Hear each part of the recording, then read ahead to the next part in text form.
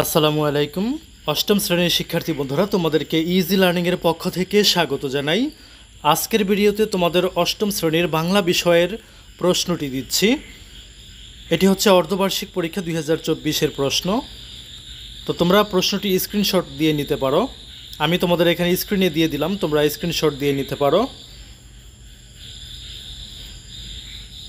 তোমাদের এই প্রশ্নের সমাধান খুব শীঘ্রই করে দেওয়ার চেষ্টা করব ইনশাল্লাহ।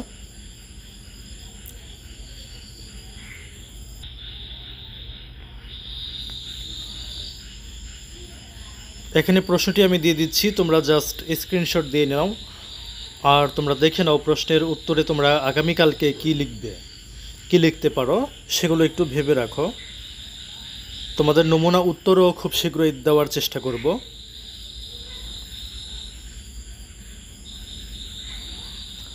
ধন্যবাদ সবাইকে সাথে থাকার জন্য।